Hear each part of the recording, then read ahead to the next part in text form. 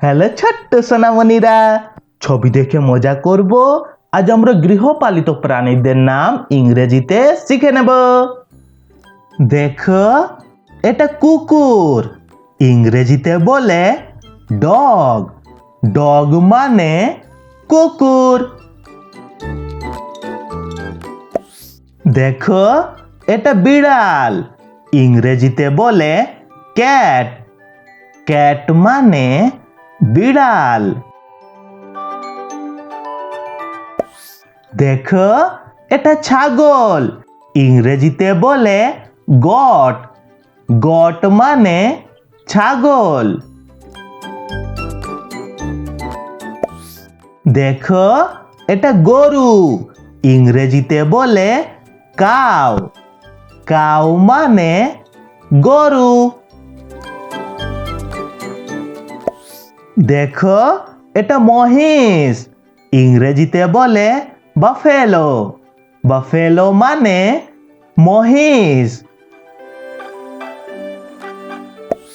দেখো, এটা ঘোড়া, ইংরেজিতে বলে হর্স। হর্স মানে ঘোড়া। দেখো, এটা গাধা, ইংরেজিতে বলে ডঙ্কি। ডঙ্কি মানে গাধা। দেখো, এটা উট, ইংরেজিতে বলে ক্যামেল। ক্যামেল মানে উট। দেখো, এটা ভেড়া, ইংরেজিতে বলে শিপ। শিপ মানে ভেড়া।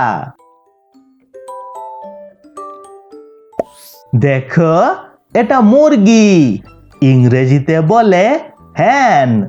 হ্যান মানে মুরগি। দেখো, এটা মোরগ, ইংরেজিতে বলে রুস্টার। রুস্টার মানে মোরগ। দেখো, এটা হাঁস, ইংরেজিতে বলে ডাক। ডাক মানে হাঁস। দেখো, এটা খরগোশ, ইংরেজিতে বলে র্যাবিট। র্যাবিট মানে খরগোশ।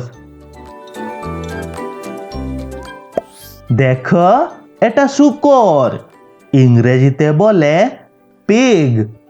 পিগ মানে শূকর।